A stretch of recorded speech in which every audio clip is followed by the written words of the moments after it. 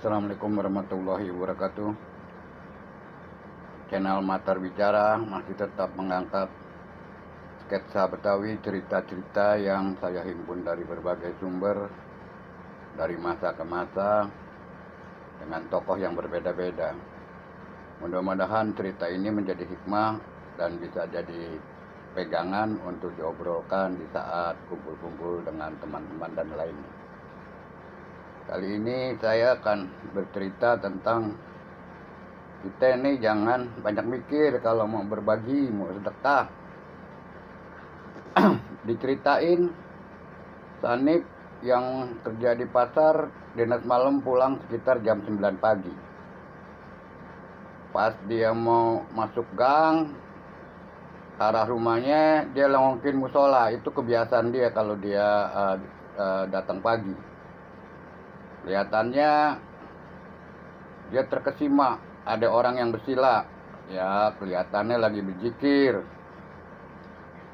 Sanip akhirnya masuk dan duduk bersila di belakang tuh orang. Sayang, nggak kedengeran bacaan zikirnya.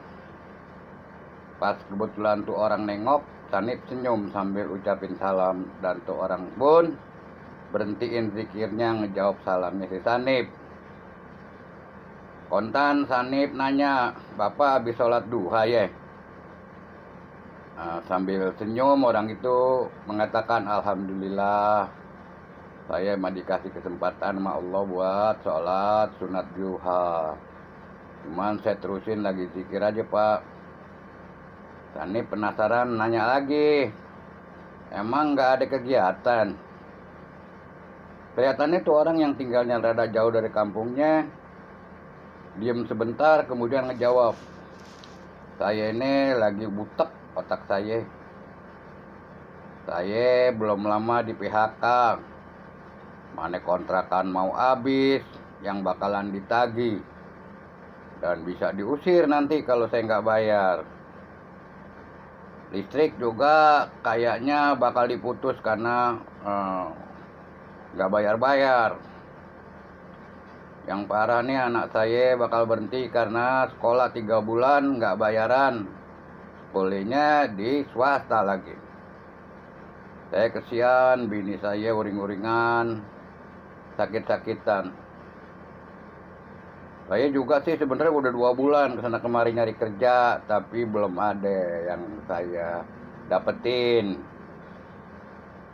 Saudara dan teman-teman pada belum bisa bantu saya. Saya jalan-jalannya dan saya mampir di sini. Kepikiran sama saya, mending saya di musola aja dah. Zikir, minta sama yang kuasa supaya saya bisa bangkit dan dapat rezeki. Begitu tuh Bapak bercerita yang rada panjang. Ngedengerin cerita itu nggak terasa air mata Sanip ngembeng juga. Hatinya berbisik, "Ya Allah, kabulin deh doa orang ini. Maafin dosa-dosanya kalau ada salahnya. Kesian sama anak bininya." Lantas Sanip pegang pundak orang itu. Diajak berdiri dan bilang, "Pak, saya bukan ngeguruin, bukan ngajarin. Bapak sabar dan ikhlasin cobaan Bapak. Sekarang Bapak pulang, besok siap-siap deh jalan lagi mencari usaha." Sanip lantas nyesepin amplop ke kantong tuh orang.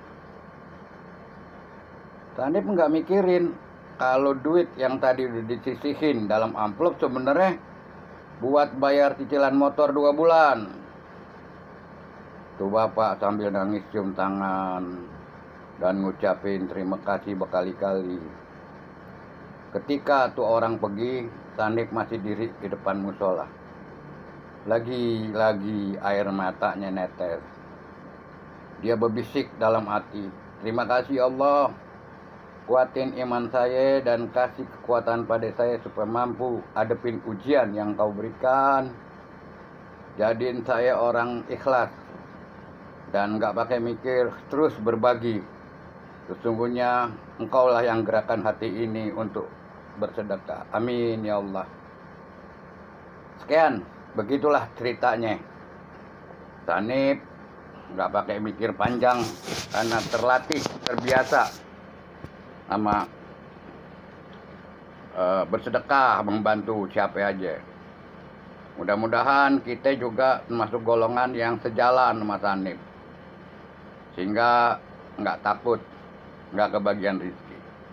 Terima kasih, jangan lupa like and subscribe.